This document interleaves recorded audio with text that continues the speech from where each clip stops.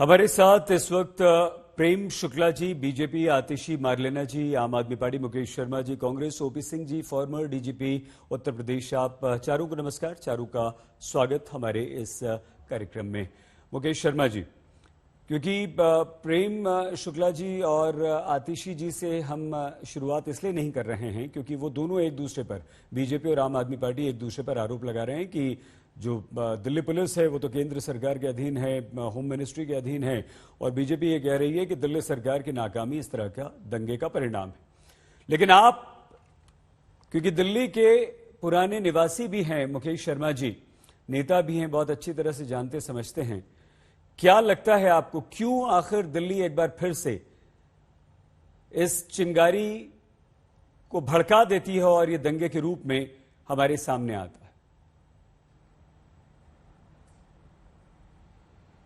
देखिए,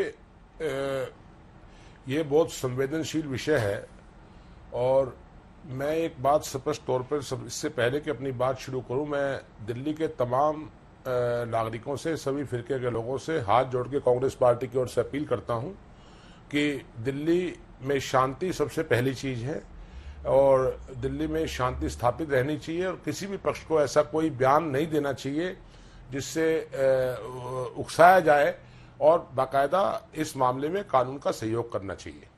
और मैं पुनः दिल्ली के लोगों से शांति की अपील करता हूं। कल भी रात को मैं आपके चैनल पर लाइव था, कल भी मैंने अपील की थी। दूसरी बात, मैं एक बात बड़े स्पष्ट तौर पर कहना चाहता हूं, हम किसी भी हिंसा करने वाले का पक्ष लेने के लिए यहां पर नहीं बैठे हैं। हिंसा में शामिल लोगों के खिलाफ कार्रवाई हो, इसको लेकर किसी को दो मत नहीं है। कोई भी कानून सम्मत बात करने वाला इंसान और कोई भी सेकुलर इंसान इस बात की इजाजत नहीं देगा कि यदि मैं हिंसा करता हूं तो मेरे खिलाफ कार्रवाई होनी चाहिए। मुझे इसको लेकर कोई शंका और शुबा नहीं है। लेकिन एक बात मैं बड़े स्पष्ट रूप से कहना चाहता हूं, आदरणीय सम्माननीय विक्रम सिंह जी यहाँ पर बैठे हैं, पूर्व डीजीपी उत्तर प्रदेश में, उनको सुनता रहता हूं, वो बहुत बैलेंस पुलिस ऑफिसर रिकॉर्ड उनका रहा है। और दीपेंद्र पाठक साहब माफ करना, नहीं ठीक है। और दीपेंद्र पाठक जी मेरे डीसीपी रहे हैं, वो special CP law and order हैं, वो बहुत संजीदगी से काम करते हैं। मैं दो तीन चीजें क्लैरिफिकेशन चाहता हूं आज, और ये देश के लोगों को जानने का अधिकार आज है क्योंकि ये बड़ा संवेदनशील विषय है।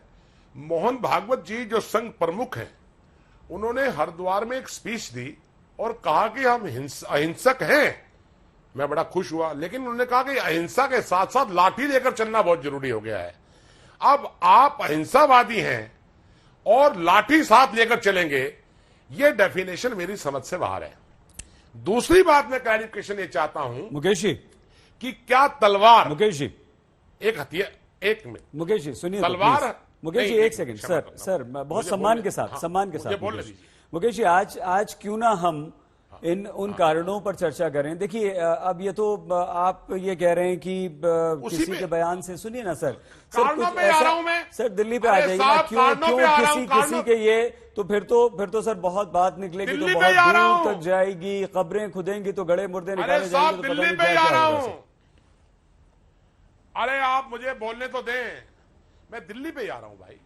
देखो, मैं दिल्ली का जिम्मेदार नागरिक हूं। मैंने पहले कहा कि पुलिस अपना काम करे और पुलिस को काम करना चाहिए, और दिल्ली पुलिस को बाकायदा श्रेय है इस बात का कि उन्होंने तुरंत प्रभाव से इस पर कार्रवाई की है और आज दिल्ली कंट्रोल में है। इसको लेकर कोई शक शुबा मुझे नहीं है। मैं एक बात बड़ी साफ तौर पर कहना चाहता हूं, रिवॉल्वर से गोली चली, जिसने गोली चलाई पुलिस ने उसको गिरफ्तार कर लिया, वेलकम। मैं ये कहना चाहता हूं कि तलवार लेकर, खुली तलवारों के साथ क्या जुलूस निकालना, क्या कानून के दायरे में लीगल है या इलीगल है, इसको लेकर भी आज तय होना चाहिए। और जो लोग उकसाते हैं, आखिर हर हिंसा के पीछे कोई कारण है, जो आपने मुझसे पूछा, कारणों के लिए बैठे हैं हम। हिंसा के पीछे कारणों की जांच हो कि यह हिंसा अचानक नहीं हुई है, ऐसे हिंसा अचानक नहीं होती है, ध्यान रखना। हिंसा के पीछे कारण है, आज मैं मंदिर में, मैं हनुमान चालीसा का जाप रोज करता हूं, मैं मंदिर जा रहा हूं, मेरे मंदिर में बैठकर कोई इंसान आकर अगर रोजा खोलकर कोई ऐसी चीज खाएगा जिससे मुझे इतराज है, तो निश्चित तौर पर वो उकसा रहा है मुझे। और ऐसे ही दूसरे धार्मिक स्थल पर जाकर कोई आदमी दूसरा झंडा धर्म का लगाएगा तो वो भी उकसा रहा है। ये दोनों एक ही परिधि में आते हैं। इसको लेकर कोई अलग नैरेटिव सेट नहीं होना चाहिए। और ये हिंसा के पीछे जो लोग साजिश में शामिल हैं, मैं कहना चाहता हूं, दिल्ली पुलिस से दरखास्त है मेरी, ऐसे लोगों को किसी कीमत पर बख्शा ना जाए। ठीक है सर। इनोसेंट लोग मारे जाते हैं। ठीक है। जो लोग घायल हैं उनके साथ मेरी हमदर्दी है, जो लोग घायल हैं मेरी हमदर्दी है, हमारी पार्टी की हमदर्दी है।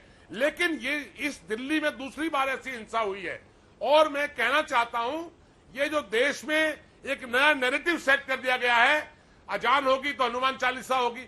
अरे भाई, हनुमान चालीसा तो मैं रोज पढ़ता हूं, अजान हो या ना हो, इससे क्या सवाल है?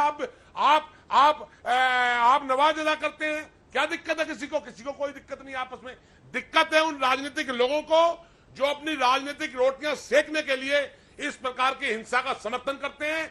कट्टरवाद सोच इस देश की दुश्मन है। मुकेश जी, जो भी कट्टर सोच के लोग हैं, चाहे वो किसी भी पक्ष में हो, मैं उनका विरोधी हूं।